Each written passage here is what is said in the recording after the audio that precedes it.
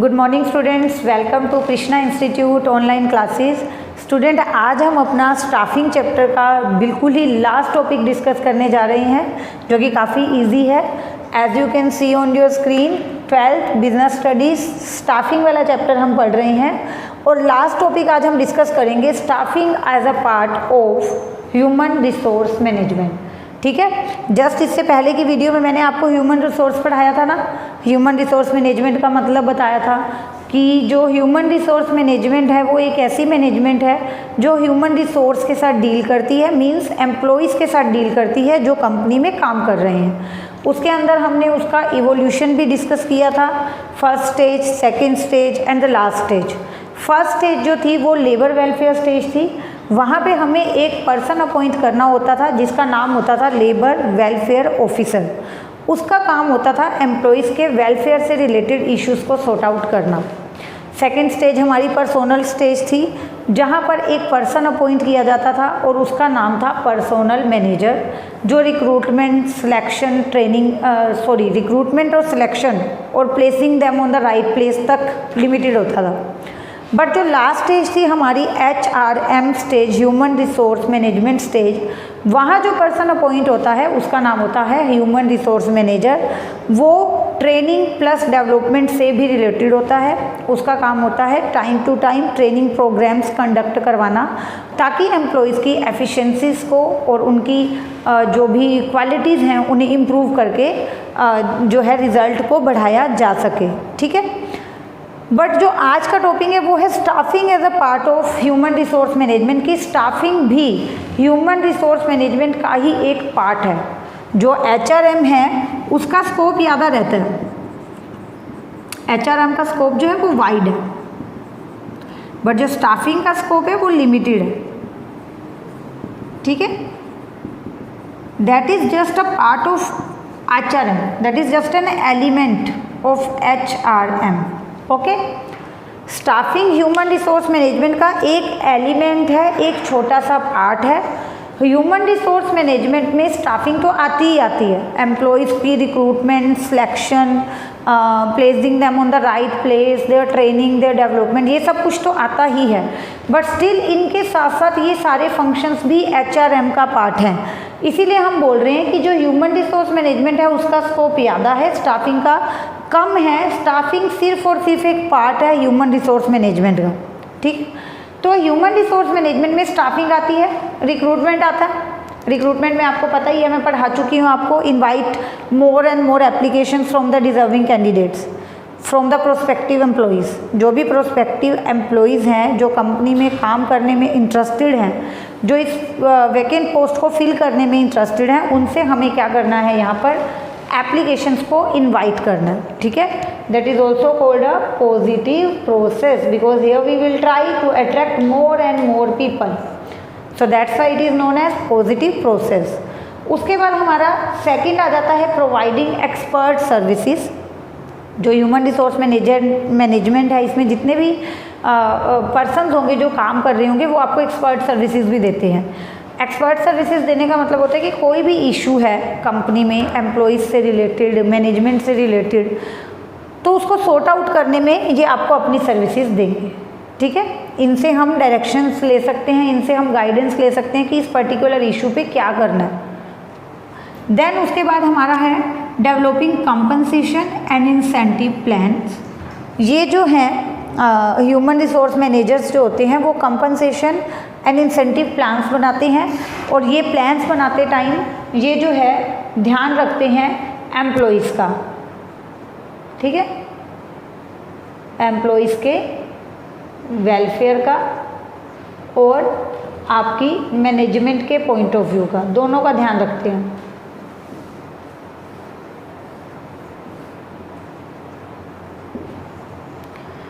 जब भी ये इंसेंटिव प्लान्स या कंपनसेशन प्लान्स बनाएंगे तो ये ध्यान रखेंगे एम्प्लॉयज़ के वेलफेयर का, मतलब एटलीस्ट उनको इतना तो मिले कि उनकी बेसिक नीड्स पूरी हो सकें, या जो वो एफर्ट्स कर रहे हैं उनका एक जेन्युइन रिवॉर्ड तो उनको मिले। और ऑर्गेनाइजेशन का भी पॉइंट ऑफ व्यू देखा जाता है कि ऑर्गेनाइजेशन कितना देने में इंटरेस्टेड है, मतलब दोनों ही पार्टीज डिससेटिस्फाई नहीं होनी चाहिए। ये ना हो कि एम्प्लॉइज़ तो बहुत खुश हो गए और मैनेजमेंट आपसे नाराज़ हो गई कि ये कैसा कंपनसेशन प्लान आपने बनाया है, और ये ना हो कि मैनेजमेंट तो बहुत खुश हो जाए लेकिन एम्प्लॉइज़ बिल्कुल ही नाराज़ हो जाएं आपसे और वो खुशी ना हो काम करके, फिर वो आपको अपना बेस्ट आउटपुट, बेस्ट एफर्ट्स नहीं देंगे अगर आप उनको उनके काम के बदले में जेन्युइन कंपनसेशन या इंसेंटिव्स नहीं दे रहे। ओके, देन नेक्स्ट आता है handling grievances and complaints. Human resource management का काम होता है जो भी ग्रीवेंसेस, जो भी कंप्लेंट्स या जो भी इश्यूज हैं उन्हें सॉर्ट आउट करना। They act like a mediators between employees and management. यहाँ पे ये क्या करते हैं, ह्यूमन रिसोर्स मैनेजर्स क्या करते हैं, वो इन दोनों को एक दूसरे की एक्सपेक्टेशंस के बारे में बताते हैं। ये जो हैं वो मैनेजमेंट को बताएंगे कि एम्प्लॉइज़ आपसे क्या एक्सपेक्ट कर रहे हैं, और एम्प्लॉइज़ को बताएंगे कि मैनेजमेंट आपसे क्या एक्सपेक्ट कर रही है। और जब दोनों ही पार्टीज़ को एक दूसरे की एक्सपेक्टेशंस के बारे में पता है, then they will try their best कि वो उस एक्सपेक्टेशन को पूरा करें। जब वो एक्सपेक्टेशन को पूरा करेंगे तो रिटर्न में तो ये क्या करते हैं, एक दूसरे को एक दूसरे की एक्सपेक्टेशन बता देंगे। एम्प्लॉइज़ को बता दिया भी मैनेजमेंट आपसे कितना आउटपुट एक्सपेक्ट कर रही है या कितनी परफॉर्मेंस एक्सपेक्ट कर रही है, ठीक है, और मैनेजमेंट को बता दिया कि एम्प्लॉइज़ क्या चाह रहे हैं आपसे। अब दोनों को एक दूसरे की एक्सपेक्टेशन पता है, ये इनके अकॉर्डिंग चलें, ठीक है, टाइम टू टाइम इनको बोनस दें, टाइम टू टाइम इनको अप्रिशिएट करें तो अगले खुश होकर ज़्यादा अच्छा काम करेंगे। जब ये अच्छा काम करेंगे तो अपने आप ही यहाँ से रिवॉर्ड और कंपनसेशन मिलेगी, मतलब साइड टू साइड ये चलता रहेगा। अगर इन्होंने अपना काम नहीं किया तो ये नहीं करेंगे, और अगर इन्होंने ना किया तो ये भी रुक जाएंगे। तो यहाँ पे ह्यूमन रिसोर्स मैनेजमेंट यहाँ पे बहुत इंटेलिजेंस के साथ इस मैटर को सॉर्ट आउट करती है। जो भी ग्रीवेंसेस, जो भी कंप्लेन है, ट्रेड यूनियंस के साथ बात करती है, मैटर्स को सोल्व करवाती है। उसके बाद हमारा नेक्स्ट है defend the company in law suits. Company जो है कंपनी को डिफेंड करती है। लाइक आप ये लगा लो कि एक है वर्कमैन कंपनसेशन एक्ट है कोई, ठीक है, वर्कमैन कंपनसेशन एक्ट है जो कि आपको बताता है कि मिनिमम कितना कंपनसेशन आपको एम्प्लॉय को देना है। मिनिमम वेज एक्ट होता है जो आपको बताता है कि एटलीस्ट कितने आवर्स आप एम्प्लॉय से काम करवा सकते हो और कितना उसके बदले में आपको उनको पे करना पड़ता है। तो वर्कमैन कंपनसेशन एक्ट है या जो मिनिमम वेज एक्ट है, उसके जितने भी प्रोविजंस हैं वो फुलफिल हो रहे हैं या नहीं हो रहे, ये देखना भी किसका काम है, ह्यूमन रिसोर्स मैनेजमेंट का। क्योंकि अगर ये प्रोविज़न पूरे नहीं होते तो कहीं ना कहीं कंपनी को कोई भी लीगल मैटर में इन्वॉल्व होना पड़ सकता है, कोई उसको किसी भी तरह से स्यू कर सकता है कोई वर्कर कंपनी को। तो अगर इस तरह से आप किसी भी लॉ सूट को इग्नोर करना चाहते हो, इस चीज़ से बचना चाहते हो, तो बेटर क्या है कि आप जो भी एक्ट हैं उसके प्रोविजंस को फुलफिल करो। और प्रोविजंस को फुलफिल करने का ध्यान यहाँ पे कौन रखता है, ह्यूमन रिसोर्स मैनेजमेंट। अब बात करेंगे keeping personal records. Personal record, ठीक है, किसका ट्रांसफ़र हो रहा है, किसका प्रमोशन हो रहा है, किसकी सैलरी वेजेस क्या हैं, किसके वर्किंग आवर्स कितने हैं, ये सब कुछ जो रिकॉर्ड रखने का काम होता है वो किसका होता है, ह्यूमन रिसोर्स मैनेजमेंट का। हर एक एम्प्लॉय की कंप्लीट इन्फॉर्मेशन इनके पास होगी कि किसको ये कितने घंटे हैं, किसको कितना पे कर रहे हैं, किस पोस्ट के लिए क्या रिक्वायरमेंट्स थी, सब कुछ ये यहाँ पर रिकॉर्ड मेंटेन करके रखेंगे। And the last is develop the organisational structure. Human resource management का काम है वो टाइम टू टाइम जो ऑर्गेनाइजेशनल स्ट्रक्चर है उसको रिव्यू करेंगे। Review the organisational structure time to time and give their suggestions for improvement। Simple कितना easy और कितना सिंपल टॉपिक था ये।